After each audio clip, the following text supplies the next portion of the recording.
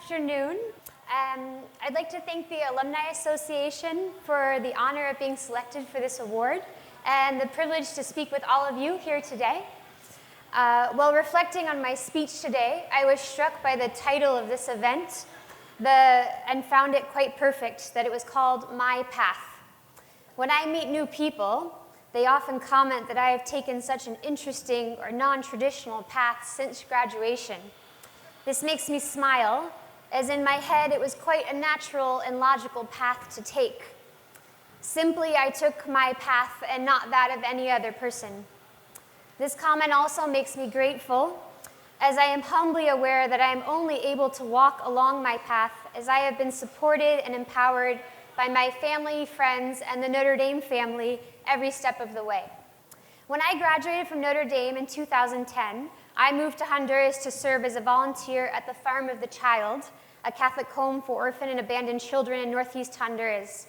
Over the next 2 years, I served as the special education and middle school math teacher and manager of the adolescent girls program. While there, I was impressed every day by the amazing resilience, strength, and faith of every child, staff, and neighbor I had the pleasure to work with. I viewed my work as an opportunity to empower amazing people who happened to live in a vulnerable situation. In my role as a special education teacher, I had the privilege to work with Magdalena, a then 10-year-old girl who struggled with traditional classrooms as a learning environment. I was able to provide her special in and out of classroom support and work with her teachers to find creative solutions for her needs. With this small amount of empowerment, Magdalena reached standard reading and math levels for her year by the end of the school year and read her first book all by herself. In my second year, I was tasked with managing the adolescent girls program and serving as primary caretaker for 3 teenage girls, Marina, Nellie, and Nolvia. In Honduras, like many parts of the world, it is an incredible challenge for adolescent girls to have access to quality secondary schools, especially those from vulnerable situations. All who have had the pleasure to meet Marina, Nellie, and Nolvia know that they are exceptional young women who simply needed a safe home to live in and a quality school to attend.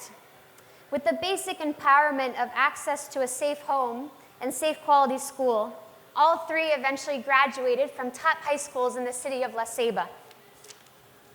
Upon returning from Honduras, I worked briefly at Catholic Charities in Washington, D.C., and then completed a master's degree in international and economics and international relations at Johns Hopkins School of Advanced International Studies. At the same time, I served as a research assistant at the United States Institute of Peace. During this time, I had the opportunity to study and work with leaders in the aid, development, and peace-building communities. A central theme that emerged from all my experiences was that people in vulnerable situations have excellent local solutions to their challenges. They simply need to be empowered to enact them. Upon graduation from Hopkins, I joined Catholic Relief Services, an agency committed to empowering vulnerable people on a global scale. Over the past 4 years, I have had the privilege to work with their country programs in Uganda, Jordan, Egypt, Bangladesh, Ethiopia, and Sierra Leone. Whether the program I am working on is related to village-level microfinance, supporting vulnerable children, interreligious peace building, large-scale refugee crises, or a flood response, I am always amazed at the incredible people I meet and the amazing ideas they have. In 2018, I spent 10 weeks working on the Rohingya refugee crisis, focusing on safeguarding work in the Kutupalong camp, home to over 700,000 Rohingya refugees at the time. One of my responsibilities was to lead the startup of a project that trained and empowered refugees inside the camp to serve as local counselors and to recognize and refer persons facing issues related to safeguarding and security to the appropriate authorities. This allowed for community ownership of their own safeguarding and security and gave a voice to those most affected by the issues in the camp. At the first meeting of the initial 20 counselors, I was beyond impressed by their insights and ideas about how to increase safeguarding in such an incredibly complex environment.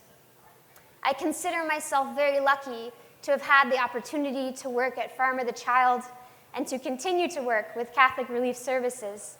I also consider myself incredibly lucky to be part of the Notre Dame family. Alongside my friends and family, the Notre Dame family has supported me every step of my path since I stepped foot on campus in 2006.